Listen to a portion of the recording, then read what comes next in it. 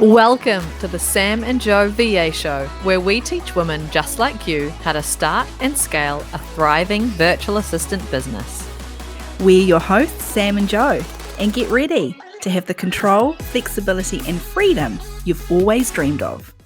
Welcome to episode 153, The Magic of Reoccurring Revenue for VAs. It is magical, but it's also very likely that the majority of virtual assistants listening, it's not on their radar. Reoccurring revenue is not on their radar, and it needs to be, because we want virtual assistants to avoid that stress of the feast and famine that we see so many virtual assistants struggling with month after month after month. And yeah, this is absolutely something that is not on potentially your radar when you're listening.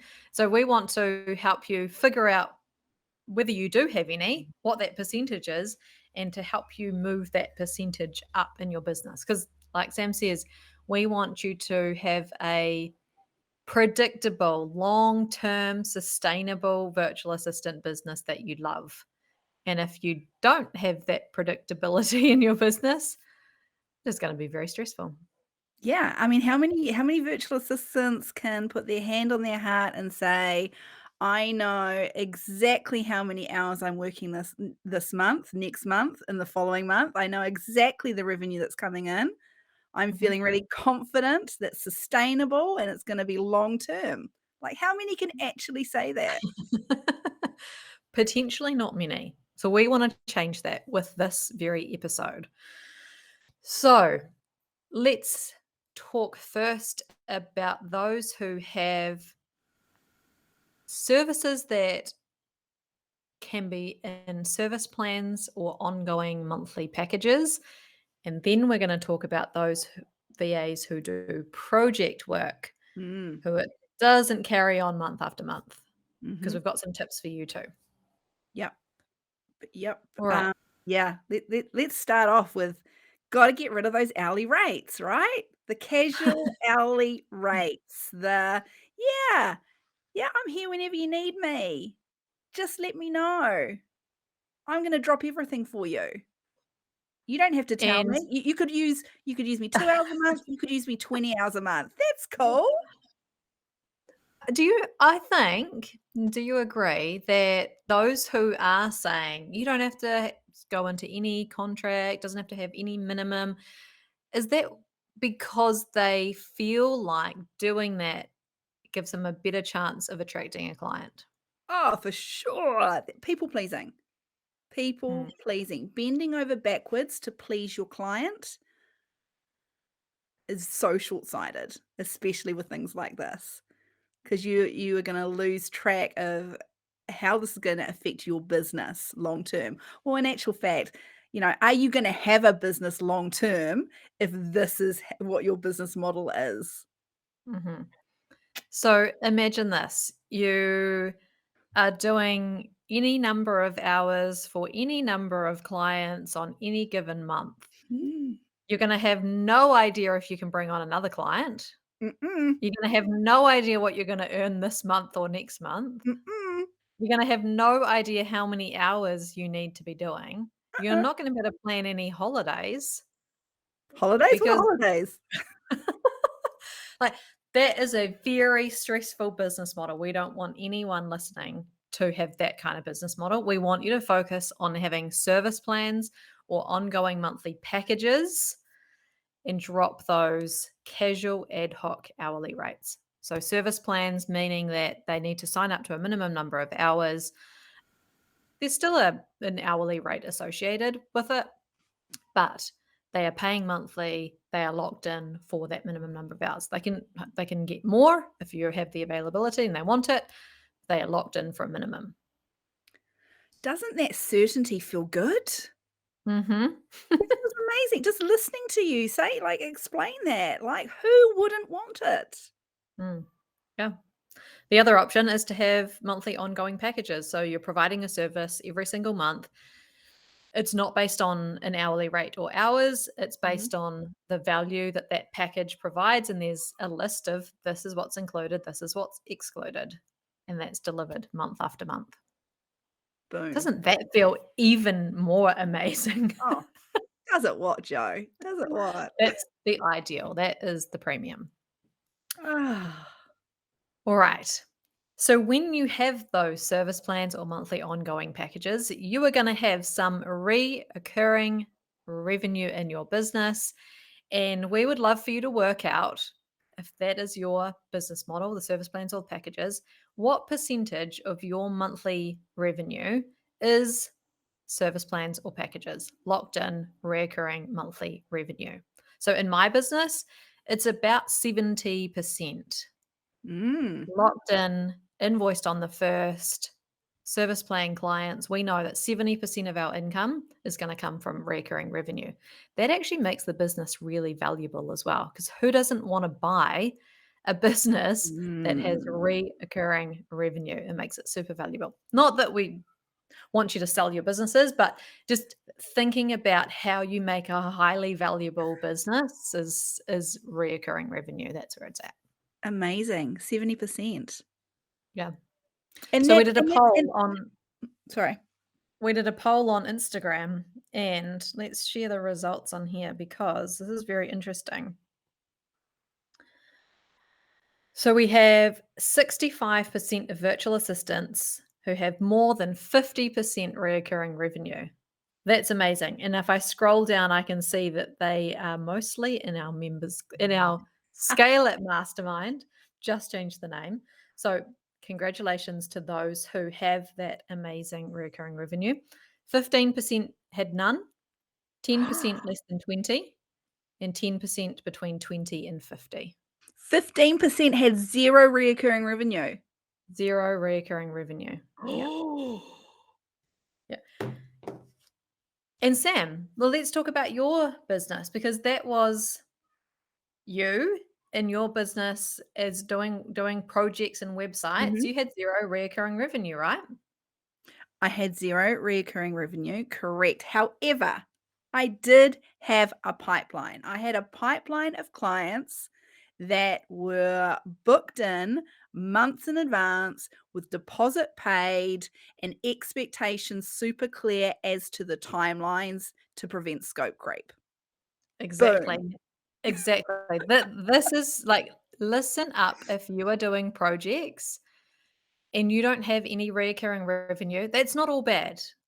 What we want you to make sure you do have, though, is your pipeline of work locked in so that you know you have that predictability about what you're going to be earning next month, the following month, because you have that pipeline. You're doing your marketing, you're bringing in those leads, you're confirming the projects, and you've got them locked in the future.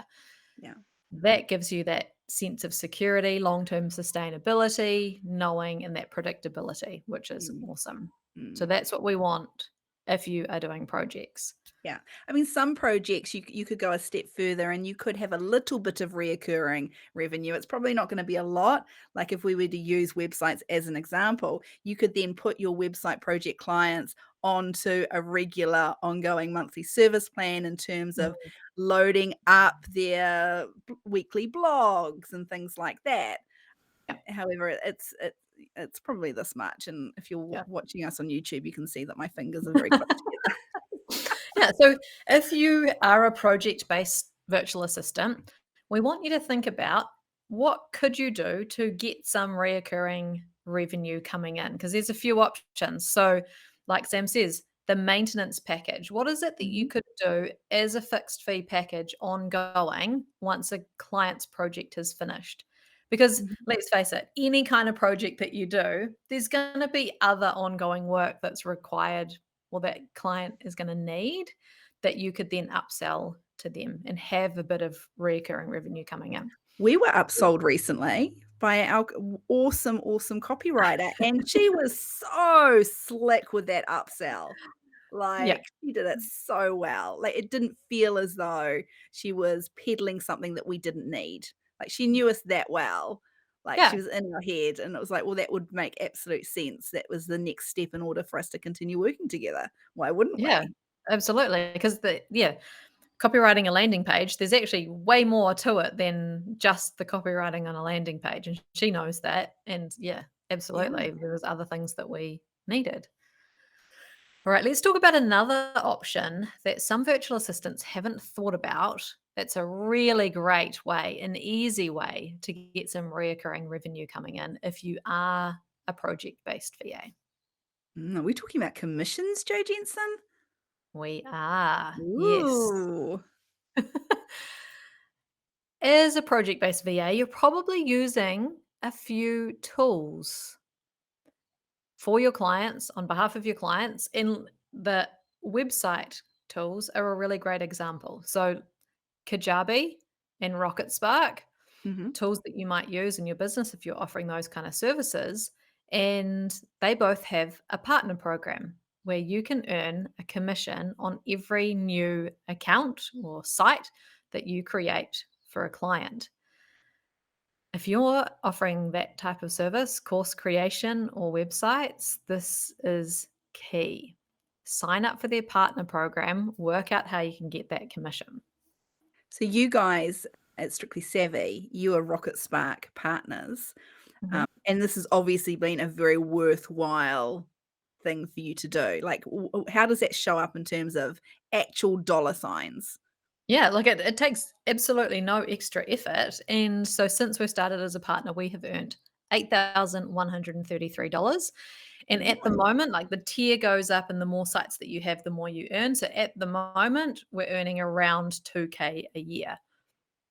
Wow, okay, and, like, as I'm putting my freelancer hat on, that Mm. 2.5K a year, thereabouts, I'm just thinking about what I could do with that 2.5K a year. Like, that's not a figure to sneeze at. No, like, yeah, like, you were saying, like, before we came on, like, you get that's an upgrade of your desk and chair. That's Yeah. a brand new computer. That's some screens, like, use that as Mhm. your, like, upgrades budget for the year. Yeah, and as you said, it has is in terms of time and energy, effort, it's cost you nothing because you're using the tool anyway, because you love Oh, it. yeah, yeah. So, if you are creating accounts for a client, see if there's a partner program that you can jump on.